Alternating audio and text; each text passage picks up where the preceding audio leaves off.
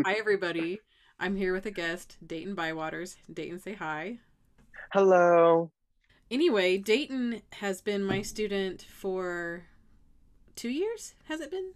Yeah, Okay. yeah, yeah. I started junior year. Very cool. And he just graduated, so congratulations. You're free and you finished during a very crazy time.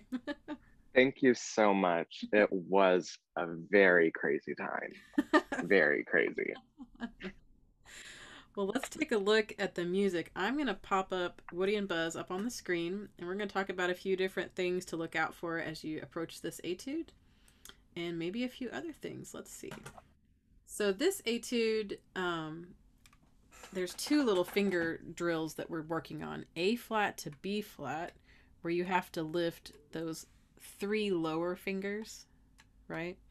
And then A Mhm. flat to B natural, which is can be really clumsy if you don't quite lift those fingers and coordinate them really well.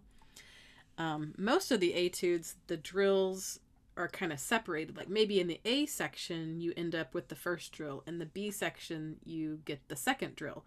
But this one is folded within the main theme.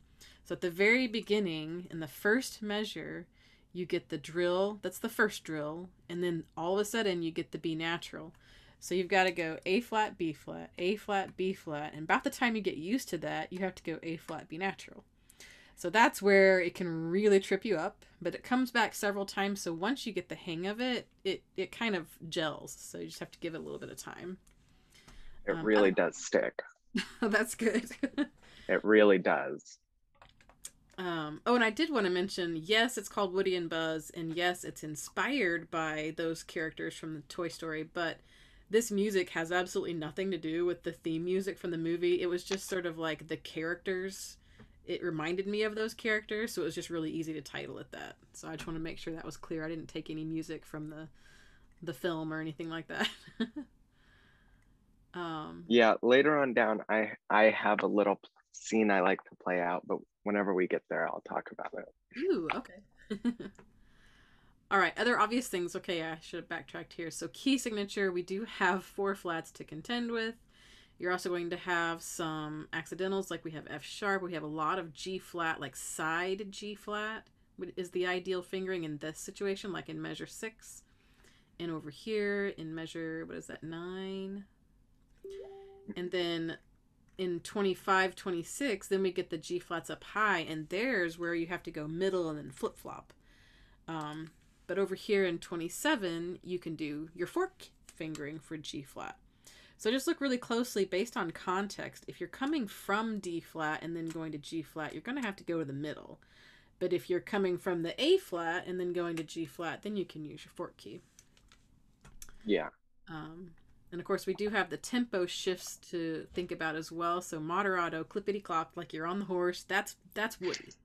That's Woody at the beginning, just kind of lazy and relaxed, moderate speed. And then over here, pick up to 17. That's where we get Buzz's character, and you can be nice and quick there. Just like, the superhero enters the scene and it's really fast and fun to play.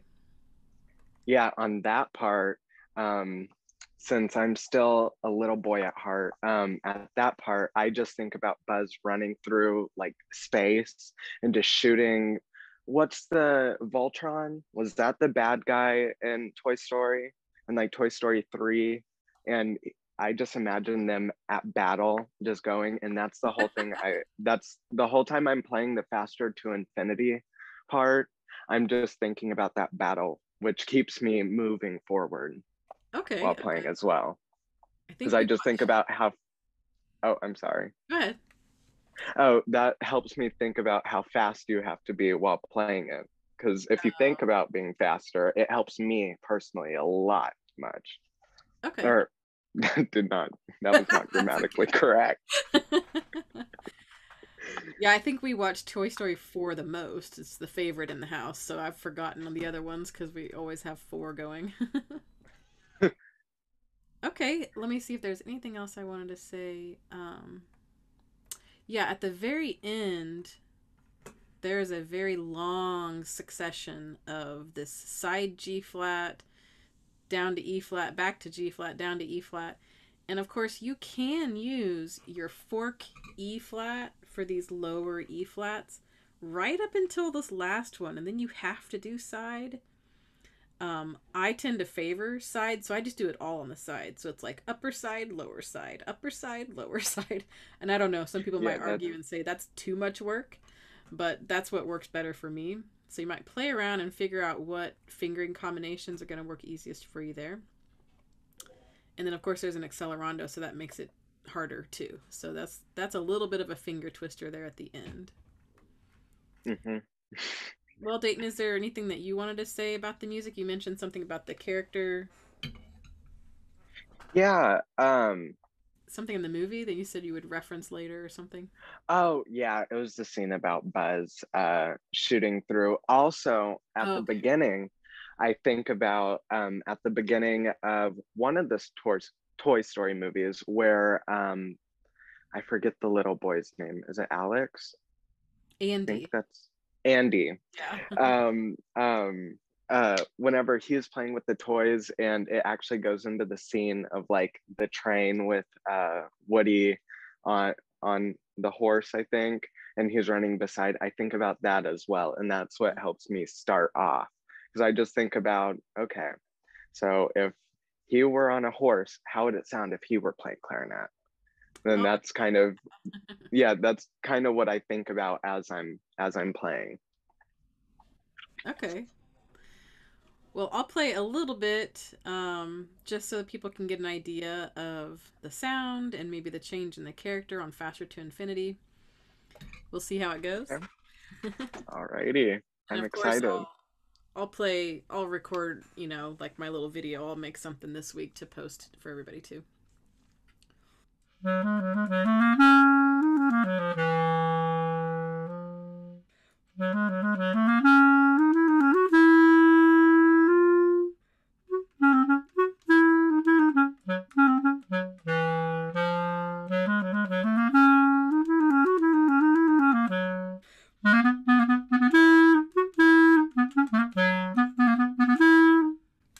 So you get the idea. That Really fun to play. cliffhanger Once, had me. oh, go ahead. I said that cliffhanger had me. I was wanting more. And like I think you said earlier, like once you get it into your fingers, it just sticks. So, but it does take a little bit Yeah, of time. it's one of those things that I'm one of those people, it takes a lot of practice for me to get something down like to a T. But with this, it was like one or two run throughs, and then I was already thinking about cool ways that I could make it something like original from me. I don't know Okay. how else to explain it. Like a way to add my own twist into it No, that's good. to Okay. Yeah. to make it not only, since it was kind of like a since it is kind of like a Disney movie, I'm a Disney fanatic. So I'm thinking of more ways to make it a little bit more Mickey. Oh, So it okay. was, yeah, so I have fun playing around in there during practicing. Good. Yeah, it's really fun. And these tempos, you can go much slower here for this, like da da da da dee da da da, like a real lazy horse ride. And then, Yeah, and then the faster part doesn't have to be so fast, so you can start kind of easy. yeah. It's really fun to just kind of jump in and play around with it. It's really fun. Good. So, Dayton, is there anything else that Yes. you want to chat about, or do you have like some good summer plans coming up? Well, in about a week, me and my partner were both fully vaccinated. We're both Pfizer guys. Nice. So we're both fully vaccinated. And next week we are taking our first ever vacation together, especially in the past 2 years. This has been our first vacation.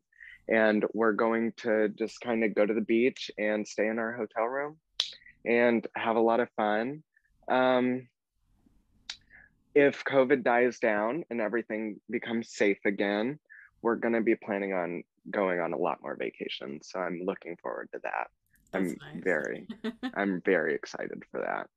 Where's And this where's this first stop on the beach? Where are you going?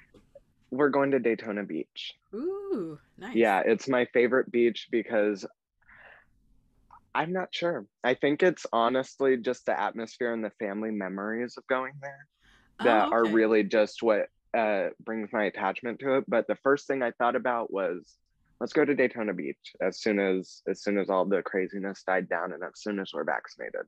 Nice. So we both are inoculated, and we're ready. I We're bet. ready to finally take a break and Yeah. just kind of kick our feet up and just kind of take a deep breath and Yeah. just kind of chill out. That'll be so good. And you deserve it. You've Yeah, done a lot. This has been a hard year for everybody, so it's been a crazy year, and it's been like, it feels like it's been longer than a year. yeah. It's like it felt like the whole election and the first election and all these elections happened within 1 year, and that was it. But it's very it's very comforting to know that a light is at the end of the tunnel and Yeah. it's coming close. And also we have, I think, is it over 60% of US adults, we have at least one vaccine in them. So hopefully we can all return back to normal soon. Yeah. I think that's coming. It's just a matter of time, like Time, you said, just sit and wait. yeah. Yeah. Yeah. Well, I also wanted to give you the opportunity to talk about what your experience has been like as a person of color, living in a small community, like a rural community, and being in band, and what has that been like for you? Well, in um how should I put this? Okay, so in band, it was really great because I was accepted with open arms. Like high school band is probably one of the most accepting bands that I have ever heard of. Like everyone is genuinely family. But there are still things that whenever it would come down to it, like whenever it came to an individual, I was always given a grander expectation than a lot of my peers that were not darker complected. Sure. And the expectation there was kind of to carry the normal, I guess, African portrayal of music, which is more soul. And I was raised by two older white people. I don't really have soul built into me. Oh, Like I mean, I am African American, but I was raised mainly by older white people. So it was like it was very different, and it was very frustrating being expected to produce soul whenever I only had knew at that time how to do it metronomically. And it was very, I couldn't put my feelings into it because I was very at first I was trying to be very by the book, and then as I started loosening up, I started to blossom. But okay. also I did notice whenever this big year happened and it hit everyone really hard, this pandemic, I noticed a lot of opportunities that were opened up for me started closing really fast, like faster than I could catch up. Oh, And wow. it was like some important events that I would have liked to partake in were taken away because of how difficult this year had gotten. And it was very sad because I was watching my friends, which most of my friends are predominantly Caucasian because my school is predominantly Caucasian, Sure. and they were achieving all these things, but they were able to do it because they had the means for it. And it was very kind of, it was, I felt like at my school administration, they were less willing to help me than the other students. Hmm. And it was very, at first, like I said, at first my experience was great. I loved the band. I still love the band. I love everyone that was in there. I love everyone in that school and everything. But they did drop the ball on a few things, and that's all right. But I hope they figure out and they learn from it and they don't let anybody else drop the ball. Yeah. And I mean, and that's all right because it didn't damper my opinion of anything. I still have a fabulous opinion. It just some opportunities that I had worked hard for and opened up for me were then stripped away. Yeah, Like I it know. would have been it would have been really great to be able to flaunt some of the stuff that I could have flaunted, but I mean, I'm still a great player. I don't think it makes me an awful player. No. So I just think the opportunity just wasn't for me then. Yeah. That's what I started to believe is I was thinking if it didn't happen, then maybe it shouldn't have. And Okay. so I started to become less upset with that thinking because I mean, a lot of people are given opportunities and a lot of them are taken away. So Yeah, that's true. at least it's just an opportunity that I was fortunately given in high school.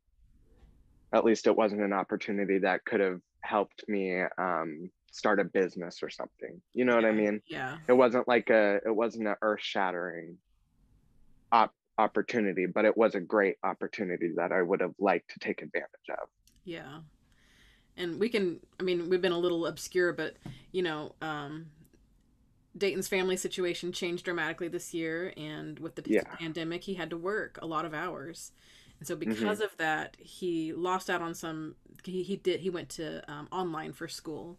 And that made it Yeah. really tricky to do some things like audition for honor bands and play solo at contests. So that's kind of the battle that was going on. He was really trying to be able to do everything, but it's really hard to do everything when you also have to support yourself. Yeah. But I think that Yeah. you handled it very, very gracefully and very professionally. And I don't know I if tried there's my best. anything, I really don't know if there's anything different you could have done because you did everything that you should have done, I think, you know? I really did. I mean, I whenever I was asked to come up with the fee on that date, I did everything within my willpower to do it. Right. It was just since I wasn't physically in the school, I wasn't as much as of a focal point. It Yeah. was more of a it was I was more on the back burner, which I understand because these students, you see them every day, you're watching them practice. You don't know if I'm going to show up and sound like a donkey or like a Hoover vacuum. Like you don't know that. So maybe he was just had the idea that since I was working a full-time job and doing school and taking care of a apartment, like maybe he was thinking that I didn't have enough time to practice and prepare. But Never it know. was very it was very it was very just kind of I don't know, I felt kind of defeated, not like feeling defeated. It was kind of like I tried. Yeah. And I mean,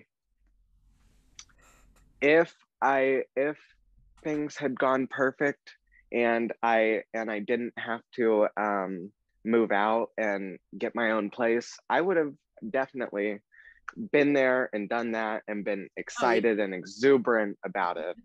Sure. And I would have definitely been grateful for the opportunity, but I'm still grateful for the opportunity. I was given the opportunity, it just did not come out.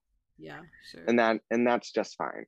Well, can we revisit something that you said earlier? Because I'm still Yeah. trying to, I don't know, wrap my head around all this stuff. And everybody's, you know, everybody was saying at the beginning, you know, we need to have these conversations. And now it's like almost everybody is afraid to have the conversations because if you say the Yeah. wrong thing, then you Then get, it becomes a political issue. oh, yeah, no kidding, right? That's I feel like, well, I feel very different about it because I'm one of those people. I know what I've been through. I know what I've overcome. I know what I've seen. I know what I've been told. So it's very, whenever I tell somebody, I'm not trying to upset them. I'm just trying to let them know, like, hey, this is what's happening.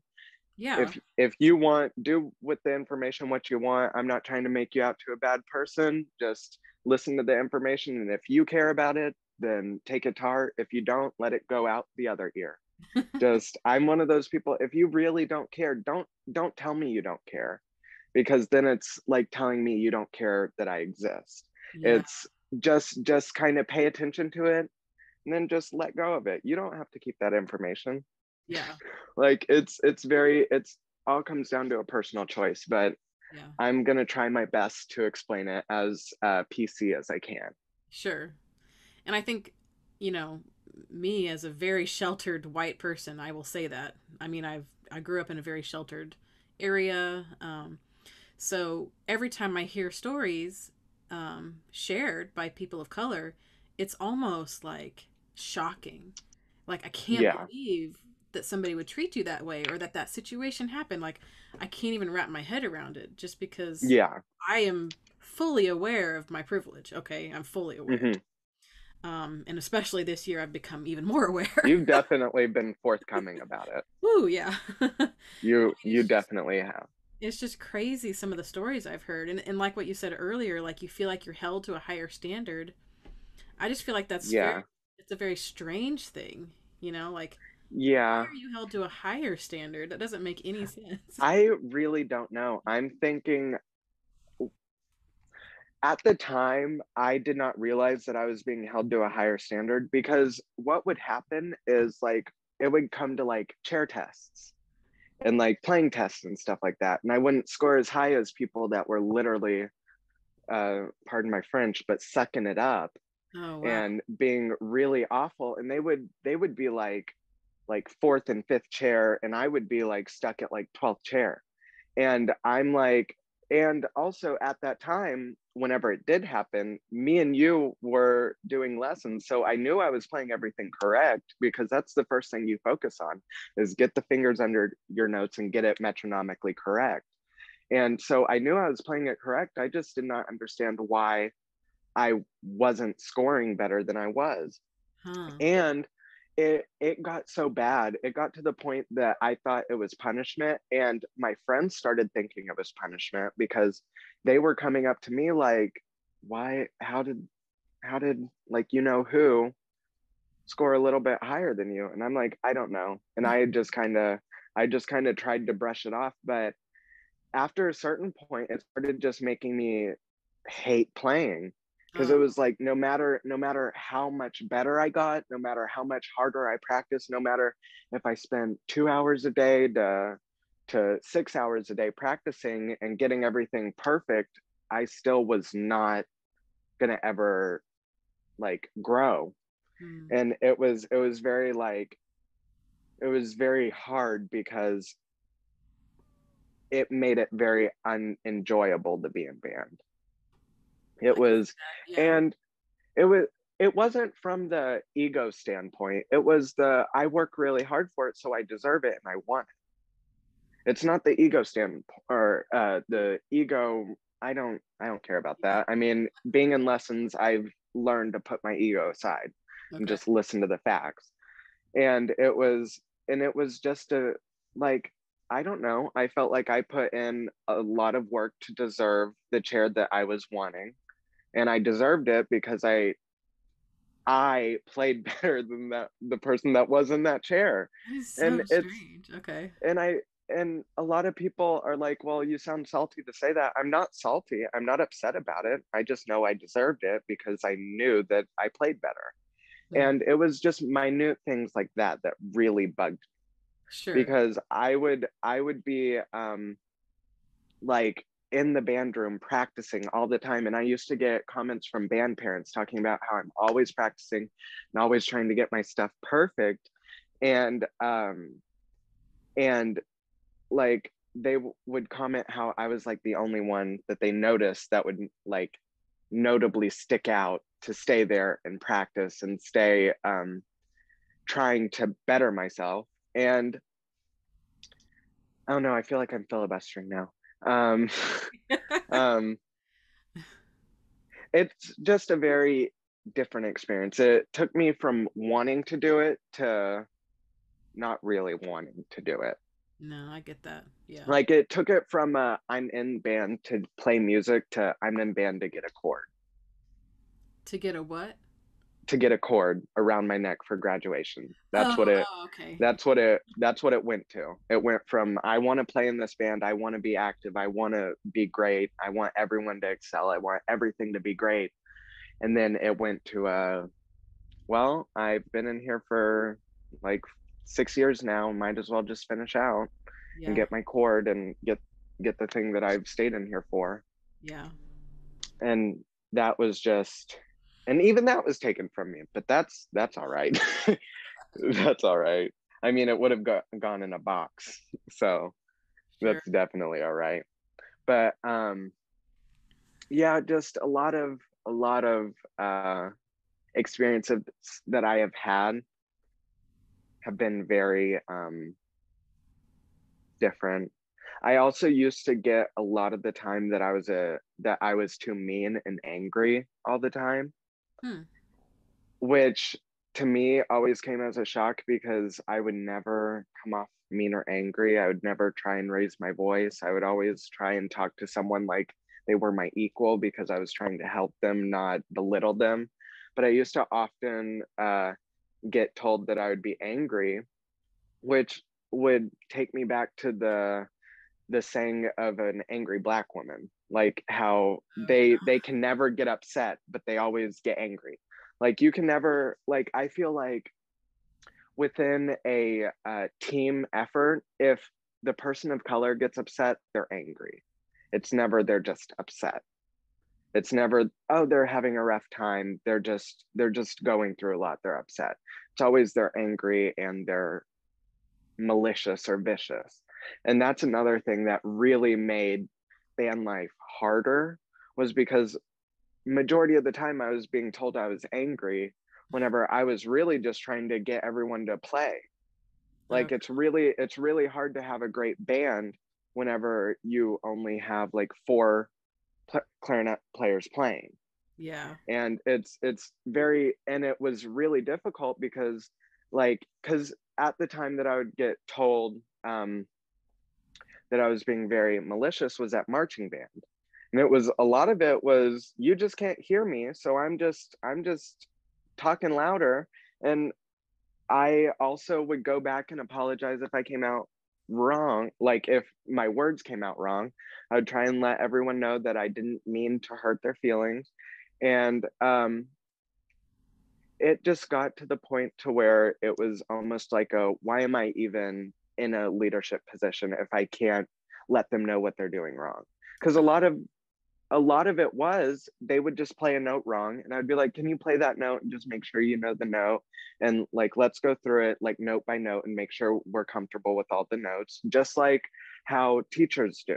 Oh, Like yeah. I would be very like try and coddle them to help them grow because I knew that it wouldn't change overnight.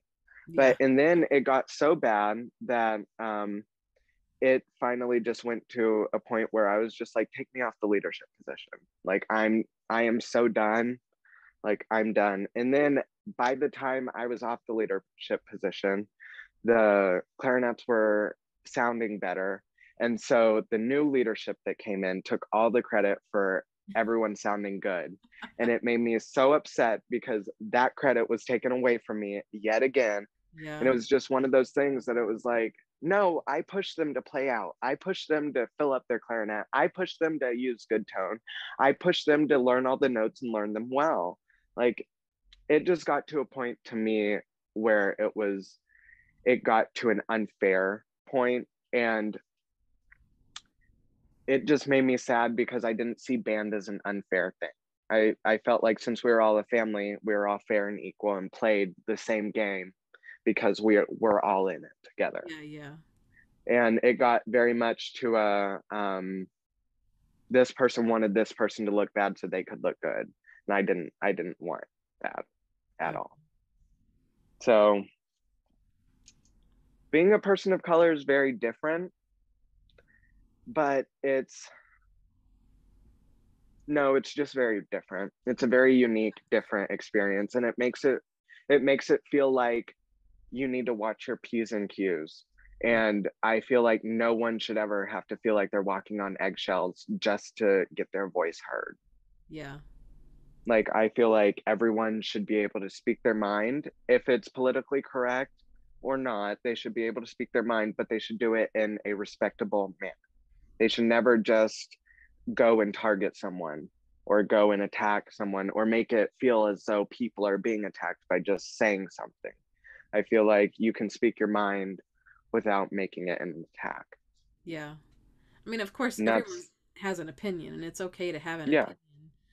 But nowadays, how you voice that opinion can affect you.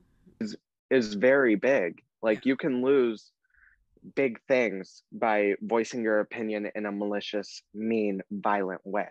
sure. You can voice your opinion by saying like X, Y, and Z, like, but make sure you don't say anything anti-Semitic, anything racist, anything that could perhaps make you look like a bad person, Yeah. because people are watching now.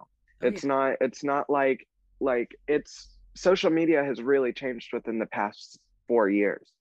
Like it went from something where like it was always a rule, don't put something that you would send to your, or sorry, don't put something out there that you would not send to your college professor or your employer. But Right. now it's very, if you don't do that, then there are big consequences for it. Like some people are shut off of social media for using language like that. Like there are many people now, social medias are really cracking down on a lot of speech that people used to just throw around. Uh-oh. Well, Yeah, thank you but for sharing that, and I hope that it helped some people to hear that. Um, yeah, I'm sorry. My brain, I'm at a very manic stage. Oh, also, if you don't know, I suffer from ADHD, which I get very manic. you And never so I'm told me having that. it. Oh, wow. Yeah, I'm having a very manic stage. I've had it for like 2 days now. Oh, So okay. my brain's running so fast. It was really hard for me. That's why I was like, I'll be like a couple minutes late. And then I showed up like right at 3:45. Because my brain's just running really fast. I'm so sorry. That's okay. But I am glad that we talked a little bit about this. I hope it helps some people. Just mostly awareness, you know. Just kind Mhm. of check yourself if you're in a mixed company, and just, you know, Yeah. make sure the playing field is level. Well, Um, also, to it, it's like if this person is happens to be a great player, like that's great. Just don't expect more. If they happen to be not so great of a player and they happen to be like a mediocre player, just take it like that. They're just a yeah, mediocre player. Like it shouldn't always go in, or people should not always go in with the expectation that that person is going to be really great, because everyone has a different opinion of really great. yeah, So it's very like that person could think they're doing, you don't want them to think they're doing bad if they think they're doing really great. sure. But it's very like I'm one of those people, I want to make everyone comfortable 110% of the time. So I try my best to make sure everyone knows that no matter how you sound great. Like no matter how you sound awesome. And as long as you put your feeling into it and you give your music all you have, then you have a great performance on your hands. And that's really it. That's a good thing Like, to say, because there are a lot yeah. of people who are very textbook good, but then Yeah. they forget about putting themselves into it, or Yeah. they're afraid to put themselves into it. And I think that's across the board in the music community, especially those who are auditioning Definitely. for orchestras and professional positions, Yeah. because it's like cookie cutter city. Like, you got to play it this way, this way, this way. But then Yeah. at the same time, someone might tell you, but you got to put a little bit of your own personal touch in there. Well, what part? Like, how do I know? Exactly. Like, how do you do that? Yeah. Which also that's something else that I have to really commend you on, because whenever I went through a really tough time, even though everyone else was going through a really tough time, you did really do me a solid, and you really did do me a favor by giving me a scholarship for your lessons. That was really a fantastic thing, because that's another thing that I think happens is these because largely out of percentage, largely African Americans are in the lower bracket of income. Sure. And whenever they get into music like this, they don't have the funds to get a clarinet teacher. Oh, yeah. And like I was grateful enough to have grandparents that would pay for it. And whenever they fell on tough times and couldn't pay for it, and then turned it on to me, and then I fell on tough times to where I had to get my own place to stay, you were amazing and just gave me a scholarship to just I like take lessons and take full advantage of your services. And that was really wonderful. And I really am grateful, like forever grateful about that. That was really great. To me, it was That like, really was. it was a no-brainer. Like, there was no way I was going to let money get in the way of us being able to keep working together. So, Well, I mean, I had even tried to cancel and quit lessons with you multiple times because I was like, I feel so bad for using your services and not paying. And you were like, there's like, we can still do lessons. Like, there's no problem with it. And that was really great. Like, honestly, I spend a lot of time like whenever like things would get really bad, and I would just think, well, at least you have someone in your corner that is willing to give you a free service no matter what. And at least you have someone in your corner that's open to talk to you no matter what, because you were both those people. You were open to talk, you were open to answer questions whenever I had financial questions, college questions, major questions, everything. You were always open to talk, and that's always a great thing. And that was a really great thing. I was really, I am forever grateful. Oh, I have cried multiple times thinking about your graciousness and how giving you are. well, thank you. It's very great. I think a lot of that comes from, when I was growing up, our finances were kind of low also. So when I was in high school and my teacher wanted me to take lessons, I was like, I would love to do that, but we can't afford it. Yeah, My band director paid for my lessons.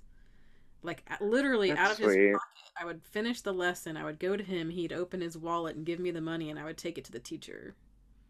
That is really sweet. So because of that, it's like, if I'm Like, in why a not? position where I can help somebody, I'm going to. So, Like, if you can pass on the gift, yeah. keep on passing it on. Yeah, it has honestly made my clarinet experience way different because I had a teacher before you that really loved clarinet, but she also had multiple other things on her mind. She had a lot of other important things going on in her life, and she had a lot more opening options to her, like job security and all that stuff. And so it was very, I felt like clarinet was almost a secondhand thing to her. It wasn't like on the forefront, but with you, it's literally, you're 100% about clarinet. You're any question you have about clarinet, you're there to answer it. But she was kind of ready to broaden her horizon and use some of her other majors that she had, Sure. Yeah. and use her other degrees that she had paid for and take full advantage out of those. And which I 110% respect her for doing that. And but I do feel like it did kind of change a little bit my view on clarinet lessons. It was kind of like you notice I like to talk about a lot about my personal life rather than getting into it. And I feel like that is another thing that a lot of clarinet teachers probably would not be okay with, which thankfully to you, you're okay with it for a little while, but you're able to rein me back in. You're like, okay, let's get focused. Let's get Yeah. you, we have this solo to do, we have this to go over, and we have this to go over. Let's cover those and then see if we have time left. Yeah. And I really enjoy that because it really forces me to put all my brain power into playing. And because there's no inner anecdotes, it's we're gonna work on this music and then we can have fun. Like, that's what it is. Yeah. And I really love that in a teacher because I expect most clarinet teachers to be like that. I like, of course, we did build a relationship, not only a student teacher relationship, but like a friend relationship. It was almost like um, I could text you whenever I was having a hard time. And I knew that you would, it might take 20 minutes, but I knew you would text me and let me know that everything would be okay. And I will get through it. And that was also very amazing. It really was because like, I know you have a saying, once a student, always my student, but I feel like after a certain point, it becomes less of a student teacher relationship and you become more lifelong friends. And Yeah. that's what I'm really excited for, because I'm really excited to see how your business and your page and your name will grow. I'm really excited for that. I feel like it's going to grow really big and it's going to be amazing. Thank you. So I'm really excited. I'm excited too, and I really appreciate everything you said. Sometimes you never know how things come across, and so that's really Yeah. nice. And that's another reason why ah Uh-oh. She's calling again. there was something I was gonna say. I was like, oh yeah, I remember now. One of the reasons why I only do hour-long lessons is because I like to have that time to get to know the students more. And if it's Yeah. all business, and I used to teach half-hour lessons, and I'll admit it was all business. We didn't have time to like chit chat away. Yeah. But even if it's just a 5 minute little chit chat, how's it going? It just helps the teaching process too. Because if Yeah. you're having a rough day and you're like, okay, play it again, play it again, play it again, you're just going to And get more and more pushback, you know? yeah. Well, also, it's also really great that we did have those conversations, because days that I wasn't feeling the best about my playing, I was able to voice that. And then you went in with it, or into the lesson with, okay, he's not feeling that confident. How can we bring back that confidence? And that was really great, because after every single one of our lessons, I felt like I was freaking Julian Bliss. Or is Nice. that his name, Julian Yeah, Bliss? yeah. Yeah, I felt amazing. I felt like I was one of the best clarinet players out, or clarinetist out there. And I feel like that also is what helped me stay with clarinet, because I felt for a while like, you know what, after this year, I'm just gonna just put it in the closet and stop. Oh. Like it was very just one of those things. But I mean, school's over and I've practiced already, like outside of school and outside of lessons. Like I've been picking my clarinet up whenever I get bored and just kind of play around on it. That's nice. And that's the Yeah. cool thing about music, it doesn't necessarily have to be your career choice, but it's Yeah. something you can always pick up. And Hmm. sometimes it's better for something like that to remain a hobby, because I do have some friends who went in like 100% all about To like music as professional a career. clarinetism. Yeah. And then they just get burned out really quick.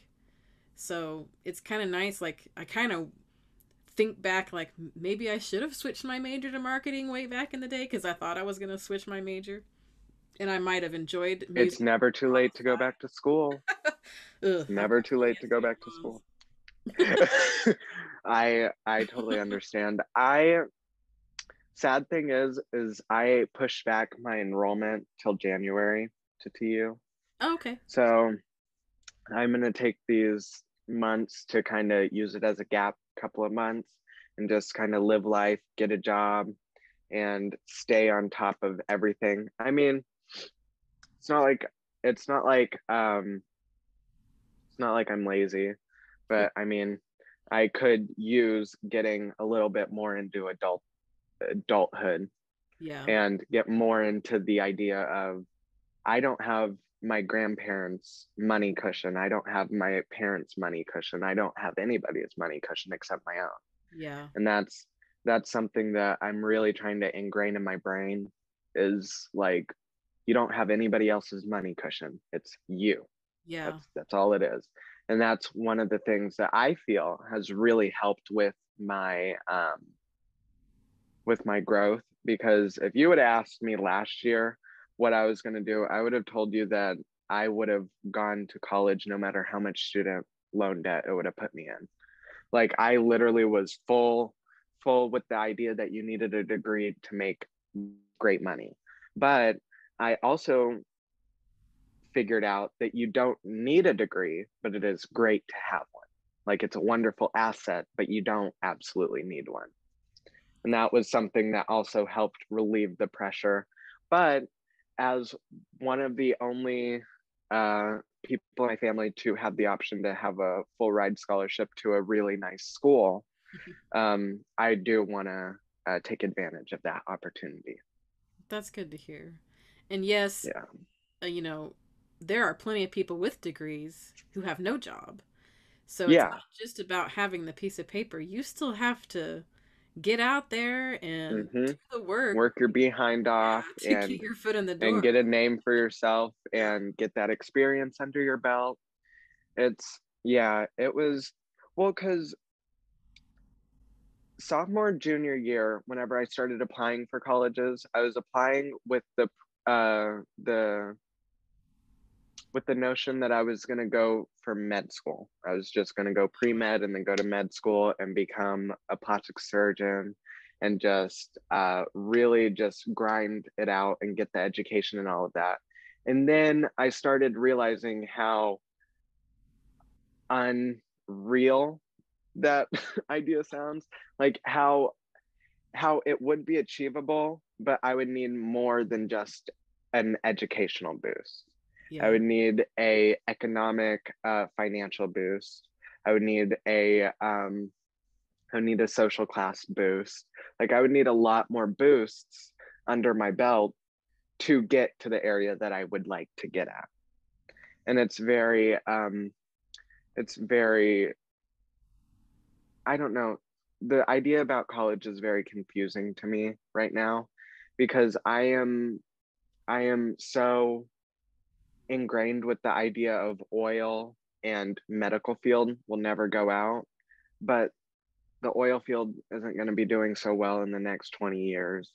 And the medical field is going to be very oversaturated in the next couple of years.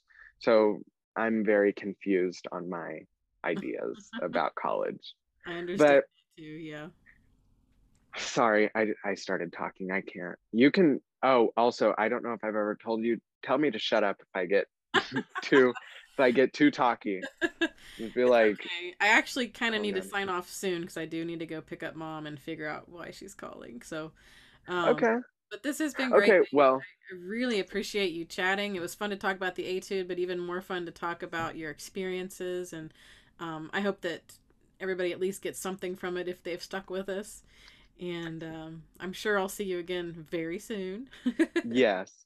And I hope someone or everyone can take a little bit of what I said. I know a lot of it was a lot of nonsense, but but most of it was just kind of taking it from the thought process of someone that is being seen as more of an angry, upset, mean player, even though it was totally nothing that I said was mean. It was just, I honestly don't know why that notion got out. But I do hope everyone takes it maybe with a little bit of a grain of salt because some of my stuff was not politically correct. And that is from the fact that I am only 18. I mean, I just turned 18. It's not like I've been politically speaking on my problems forever.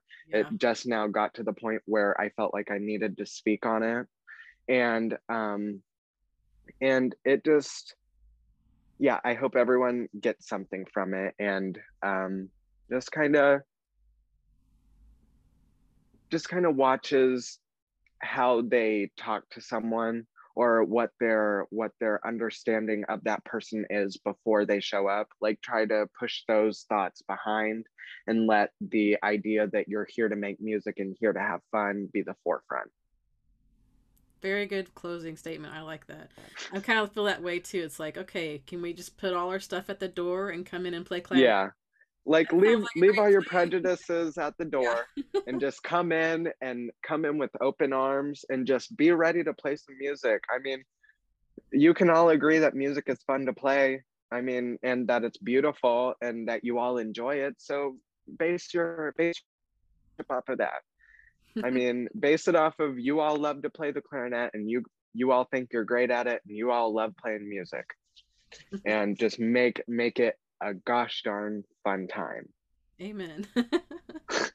Well, thank you, Dayton. I got to run, but it was really nice chatting with you, and I'll see you again soon, okay? No problem. Thank you for having me. All Bye right. bye. Bye.